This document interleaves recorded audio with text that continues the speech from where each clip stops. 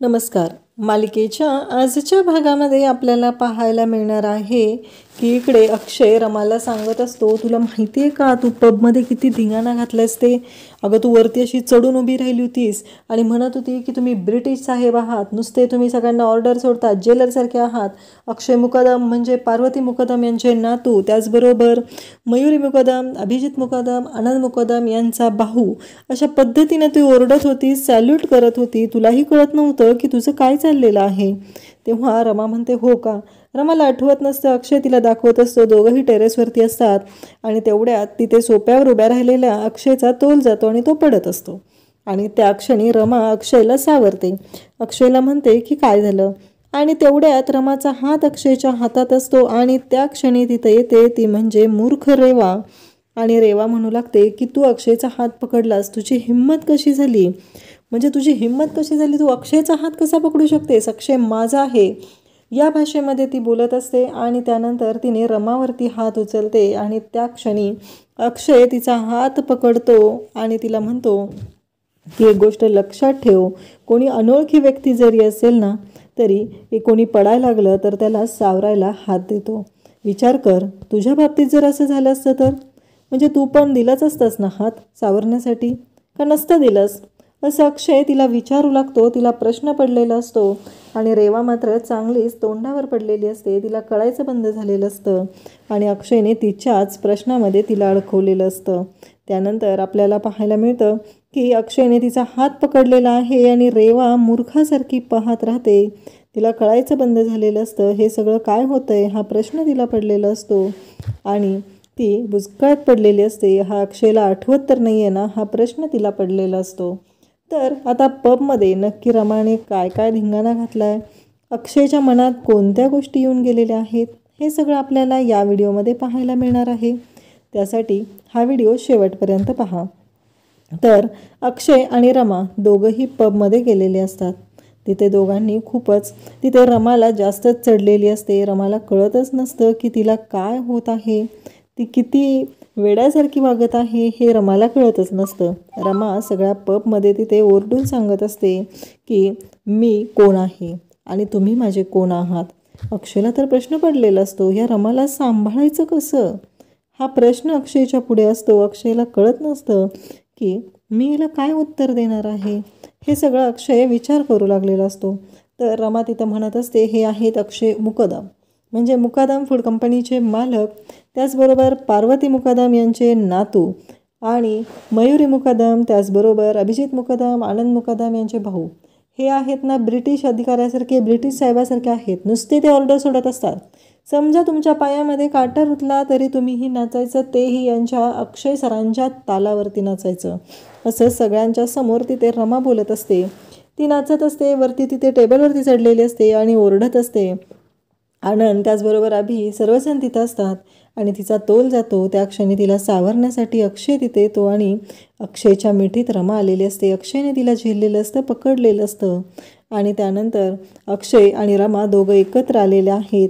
रमाने अक्षयच्या गळ्यात हात टाकून त्याला पकडलेला आहे आणि दोघंही डान्स करू लागलेले आहेत. अक्षयही रमासोबत नाचत आहे, तोही खूप आनंदात आहे आणि त्याचबरोबर रमाही खुश आहे. तिलाही खूप छान वाटत आहे.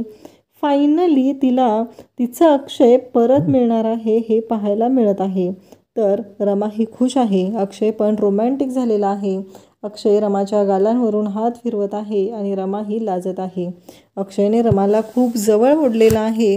दोघंही एकमेकांच्या नजरेमध्ये हरवून गेलेले आहेत आणि दोघांचा हा रोमांस तिथे सुरू आहे. दोघंही खूप खुश झालेले आहेत. अक्षयलाही खूप छान वाटत आहे. फायनली अक्षय आणि रमा एकत्र आलेले आहेत. त्यानंतर अक्षयने रमाचा हात पकडलेला आहे आणि तिच्या हातांवरती तो किस करत आहे.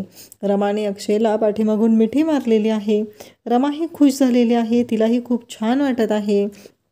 फायनली अक्षय आणि रमा एकत्र आलेले आहेत. त्या क्षणी अक्षयला आठवतं की जेव्हा ते त्यांच्या लोणावळ्याच्या फार्म हाऊसवर गेले होते तेव्हाही अक्षय आणि रमा अशाच पद्धतीने एकत्र आलेले होते. तेव्हा अक्षयला खूप छान वाटलेलं होतं. अक्षयही तेवढाच खुश झालेला असतो. रमाच्या सोबत त्याला खूप छान वाटत असतं आणि त्याचबरोबर इकडे रमाही खुश असते. अक्षय आणि रमा त्यांचं आयुष्य मस्त असं एन्जॉय करत आहेत हे आपल्याला इथे पाहायला मिळतं. अक्षयही खुश असतो, रमाही खुश असते, दोघंही खूप आनंदात आहेत आणि अक्षय आणि रमा हे एकमेकांकडे पाहत आहेत. एवढ्या सगळ्या त्यांच्या रोमॅन्टिक आणि आनंदाच्या डेटमध्ये अभिजित आणि आनंद मात्र त्यांच्याकडे पाहतच आहेत. त्याचवेळी इकडे आनंद त्याचबरोबर अभिजित इकडे अक्षयला म्हणतात की अरे ऐकलंस का. त्यावेळेस अक्षय त्याच्याच दुनियेत असतो, त्याचं लक्ष नसतं, त्याला कोण काय बोलते आपल्याशी या गोष्टी पण आठवत नसतात. तो मात्र शांतपणे रमाकडे पाहत असतो आणि रमा अक्षयच्या मिठीत असते. आणि त्यानंतर त्याच्या लक्षात येतं की अरे इतक्या वेळ आपण जे पाहत होतो ते स्वप्न होतं. रमा मिठीत आलेली होती, त्यामुळं आपल्याला कळलंच नाही की आपण कोणत्या स्वप्नात हरवून गेलो होतो. हे सगळं अक्षयच्या लक्षात येतं. अभिजित मात्र पाहतच असतो. त्याला कळायचं बंद झालेलं असतं हे सगळं आपण काय पाहतोय हा विचार इकडे अक्षय करत असतो. त्याचबरोबर इकडे अक्षयला खूप छान वाटत असतं. अक्षयला कळत नसतं की आपण नक्की कोणत्या दुनियेत आहोत. आणि त्यानंतर रमा पुन्हा अक्षयला प्रश्न विचारू लागते. रमा विचारत असते की ती म्हणत असते की सांगा ना कोण आहे मी तुमची, कोण लागते मी तुमची. आणि मग इकडे अक्षयच्या लक्षात येतं समोर अभि त्याचबरोबर आनंद आहेत. तर अक्षय तिथं म्हणतो तिला की तू कामवाली मावशी आहेस आणि तू कामवाली मावशीच आहे. रमाला खूप राग येतो. रमा भयानक चिडलेली असते. रमा म्हणत असते काय कामवाली मावशी आहे का मी. नाही बरोबर आहे, तुम्हाला जेव्हा वाटेल तेव्हा तुम्ही बोलता, तुम्हाला जेव्हा नाही वाटणार तेव्हा तुम्ही असेच वागता माझ्याशी, हे मला माहिती आहे असं रमा अक्षयला सांगत असते. रमाचं असं म्हणणं असतं की अक्षयने स्वतःच्या तोंडाने सांगावं की ती त्याची बायको आहे, पण अक्षय पण तेवढाच हट्टाला पेटलेला असतो. अक्षय काही स्वतःच्या तोंडाने ही गोष्ट मान्य करत नाही. अक्षयचं असं म्हणणं असतं की नाही काहीही झालं तरी तू कामवाली मावशीच आहे. अक्षय जेव्हा असं म्हणत असतो तेव्हा मात्र रमाला खूप वाईट वाटत असतं. अक्षयला वाटत असतं की मी हिला कामवाली मावशी म्हटलं की ही नक्कीच मान्य करेल की ही कामवाली मावशी नाही आहे. परंतु रमा पण इतकी वेडी असते की ती मान्यच करत नाही की ती कामवाली मावशी नाही आहे. तिचं पण असं म्हणणं असतं की ठीक आहे, तुम्ही मला म्हणताय ना मी कामवाली मावशी आहे तर आहे मी कामवाली मावशी. अक्षय भानावर आलेला असतो. अक्षयला कळत नसतं की आता काय होणार आहे. अक्षयला खरं तर राग आलेला असतो आणि तेवढ्यात तिथे येतो तो म्हणजे सनी. सनी म्हणतो की काय झालं हे. तेव्हा अक्षय म्हणतो तिला चढली आहे. तेव्हा सनी म्हणतो की ठीक आहे मी घरी सोडून येतो तिला. आणि अक्षयला खरं तर सनीच्या हातामध्ये इकडे रमाला सोडणं योग्य वाटत नसतं, म्हणून अक्षय तिला सोडायला तयार नसतो. पण आता अक्षयकडे काही ऑप्शन नसतो आणि मग अक्षय तिला जा म्हणतो, कारण सनी म्हणतो की तिला मी बोलवलं होतं म्हणून ती आलेली आहे. रमाला मात्र राग आलेला असतो. रमाचं असं म्हणणं असतं की नाही, मला याने बोलवलंच नव्हतं, मी आले आहे ते फक्त तुमच्यासाठी आलेले आहे, मला तुमच्यासाठी यायचं होतं आणि मी तुमच्यासाठी आलेले आहे, हे ठणकावून रमा अक्षयला सांगत असते. तिचं असं म्हणणं असतं की नाही, मी या माणसासाठी आलेलीच नाही, मला या माणसासाठी यायची काही गरजच नव्हती असं तिचं म्हणणं असतं. आणि ती ओरडून ओरडून अक्षयला सांगत असते. त्यानंतर रमा बाहेर जाते. तिथं त्याला गेल्यानंतर त्या सनीला तिथून धुडकावून लावते आणि पुढे जाते. तर तिथं काही नालायक असे गुंड मावाली मुलं असतात आणि ती रमाची छेड काढू लागतात. तिला म्हणू लागतात की चल आम्ही सोडतो तुला, आम्ही आहोत ना, घरी जायचं आहे ना तुला, आम्ही सोडतो तुला असं म्हणत ते रमाला घेऊन चाललेले असतात.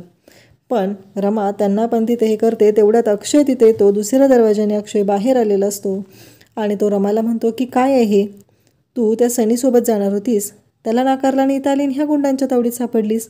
तेव्हा रमा म्हणते की मला नव्हतं जायचं त्याच्याबरोबर आणि तो जो सांगत आहे ते खोटं आहे, मी तुमच्यासाठी आली, आठवते का तुम्हाला, तुम्हाला गोळ्या द्यायच्या होत्या ना म्हणून मी आलेली. मग अक्षय तिला म्हणत असतो की मग हे कपडे वगैरे हे कुठून मॅनेज केलं. तेव्हा रमा सांगते की ते 2 काका आहेत ना बाहेरचे, ते मला आत सोडत नव्हते, ते म्हणत होते की आत नाही जायचं या कपड्यांमध्ये, मी माझेच कपडे घालून आले होते हो, पण ते मला आत सोडतच नव्हते. मग मला एक ताई भेटल्या आणि त्यांनी मला हे त्यांचे कपडे दिले, आता माझे कपडे त्यांच्याकडेच आहेत, ते कशा आणू मी. अक्षयलाच ती प्रश्न विचारत असते आणि एवढं प्रांजलपणे निर्मळपणे ती बोलत आहे ते पाहून अक्षयला खरंच भारी वाटत असतं. रमा म्हणत असते पण अहो मला कळतच नाही आहे, मग तुम्हाला खरं सांगू का, मला त्या सनीबरोबर नाही जायचं. तुम्हाला का कळत नाही आहे, माझा फक्त तुमच्यावर विश्वास आहे, असं रमा अक्षयला वारंवार सांगत असते. अक्षय म्हणत असतो की मग लढ ना स्वतःच्या हक्कासाठी, कर फाईट. आणि रमा एकदम शांत होते. तिला कळायचंच बंद होतं, हे काय बोलतायत, हे आता काही बोलले का, असं ती विचारू लागते. आणि त्याचबरोबर अक्षय मात्र रमाकडे पाहत असतो. अक्षय म्हणतो, हिला कळलं का मी आत्ता काय बोललो ते. आणि त्याचवेळी रमाने त्या मुलीचं नाव सांगितलेलं असतं. ती मुलगी तिथं आलेली असते आणि ती रमाला म्हणत असते की हा घे तुझा ड्रेस, असं म्हणत ती रमाला रमाचा ड्रेस देते. आणि हा तुझा ड्रेस, तुला किती शोधलं मी पबमध्ये. रमा म्हणते, खरंच थँक्यू ताई. आणि रमाला ती मिठी मारते आणि रमा म्हणते की हो पुन्हा भेटूया, असं ती मुलगी सांगते. तेव्हा अक्षय म्हणतो, काय हिला पुन्हा भेटणार आहे तू. तेव्हा रमा म्हणते हां, आणि असं बोलत ती अक्षयकडे पाहू लागते. ती मुलगीही तिथून जाते. तिलाही कळलेलं असतं की हिला जास्त चढलेली आहे, काहीतरी गोंधळ झाला आहे आतमध्ये. ती मुलगी असते, तिलाही चढलेली असते. ती पण रमाकडे पाहते आणि रमाकडे तिची बॅग देते, तिला मिठी मारते आणि लगेच तिथून निघून जाते.